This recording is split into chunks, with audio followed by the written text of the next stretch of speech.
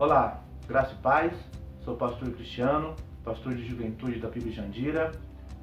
Bom estar aqui com vocês novamente.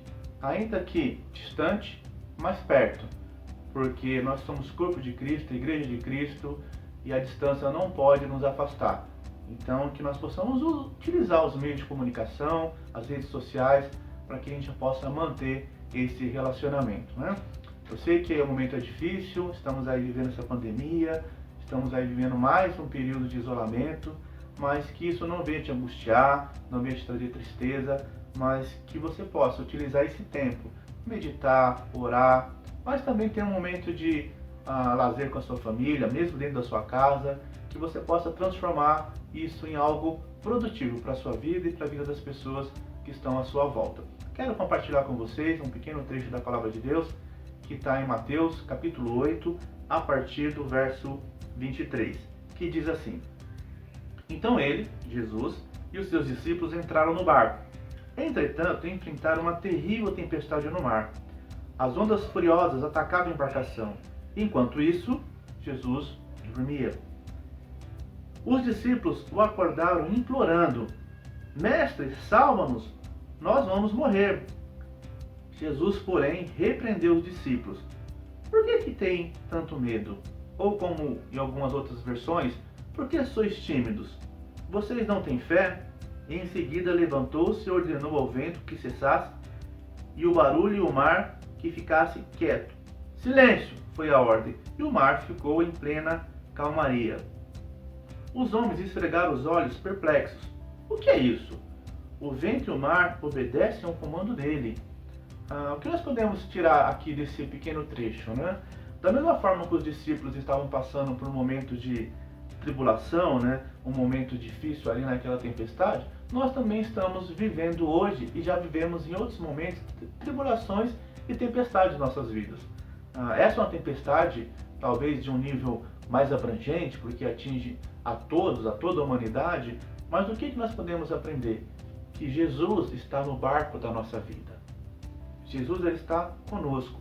Aqueles discípulos ali no barco, quando vê aquela tempestade, eles tiveram medo. A Bíblia revista e atualizada diz que eles foram tímidos, né? E a ideia de tímidos ali é que eles tinham dificuldade de se relacionar. Ou seja, eles estavam com Jesus, eles tinham Jesus ali, mas mesmo assim eles ficaram temerosos. E muitas vezes nós somos assim. Somos filhos de Deus, amamos a Deus, cremos em Jesus, temos fé, mas as tempestades da vida muitas vezes nos traz um certo temor, um certo medo. Mas o que eu e você precisamos lembrar? Que o autor da vida está em nosso barco. O autor da vida já tem a nossa vida segura em suas mãos. E Jesus sabia quem ele era. Ele estava dormindo, porque ele sabia que ele é o autor da vida. Ele sabia que ele tem domínio sobre toda a natureza, sobre todas as coisas. A Bíblia fala que todo o poder lhe foi dado. Então, quando eles vão ali no desespero, e quando muitas vezes nós vamos a Jesus também com medo e desespero, Jesus se levanta e diz assim: por que vocês são tímidos? Por que vocês têm tanta dificuldade em me conhecer e saber quem eu sou? Eu sou Jesus. Tenho todo o poder sobre todas as coisas.